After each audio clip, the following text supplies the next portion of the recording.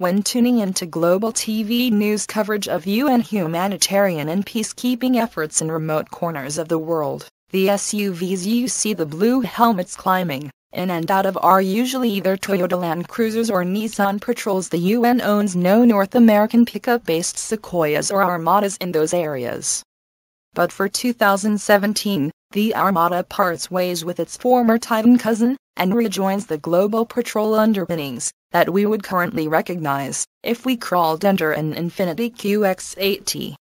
Real truck enthusiasts will be pleased to learn that all the go-everywhere kit is here, sturdy body-on-frame construction good, for towing 8,500 pounds, a brawny 5.6-liter, direct-injected Endurance 5.8 doling out 390 HP and 401 lb-ft of torque on regular gasoline up 73 and 16 respectively from the outgoing non-D 5.6 but down 10 and 12 from the Infiniti specification of this nearly identical engine, which is tuned for premium fuel, and a 7-speed automatic transmission bolted to a transfer case with a 2.701 low range.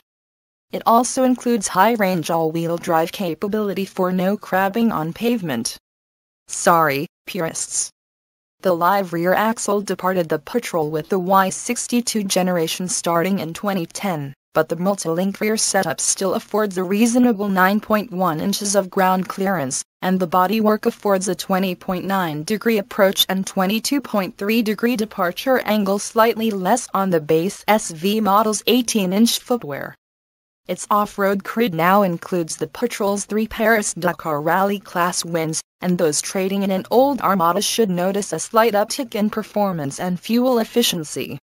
The architecture change results in a wheelbase reduction of 2.0 inches, an increase in length and width of 1.2 and 0.6 inches, and a height reduction of 1.4 inches. And just as Toyota's Land Cruiser is a bit less roomy inside than its Sequoia, the new Patrol architecture shrinks the Armada's interior slightly. SAE passenger volumes shrink by 1.2, 5.5, and 5.2 cubic feet in the front, middle, and third rows. Cargo volume available behind these seats also contracts by 2.0, 7.1, and 3.4 cubic feet. Totals are 95.1, 49.6, and 16.6 cubic feet. Another unflattering change relative to the Titan-based Armada is curb weight, which increases by between 100 and 300 pounds depending on the trim level.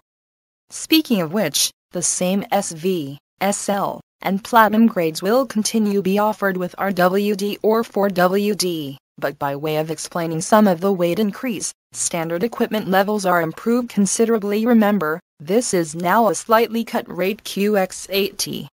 All Armadas get LED headlamps, navigation with traffic and weather info powered by SiriusXM displayed on an 8.0-inch color display, heated front seats, 13-speaker Bose audio, and dual-zone climate control with an indirect airflow curtain over the middle row seats. SL models add keyless entry and go, remote engine starting, a power folding 60, 43rd row seat, a 360-degree camera, a power liftgate, and 20-inch wheels. Platinum level gilding adds a power moonroof, cooled front seats, heated middle row seats, rear entertainment, and all the safety gear. Predictive forward collision warning that monitors potential danger to cars ahead, blind spot intervention, backup collision intervention, etc.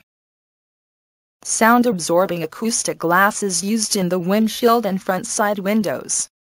Sorry, Apple CarPlay and Android Auto are not yet ready for prime time on this electrical architecture. Pricing won't be announced until closer to the Armada's summer 2016 launch, but we're guessing the upgrade to Patrol gear and its Japanese manufacturer will increase to approach that of Toyota's Sequoia. Call it $44,000 to start. But for that increased investment you can feel more confident volunteering for peacekeeping, humanitarian, and Paris-Dakar rallying than your Sequoia driving.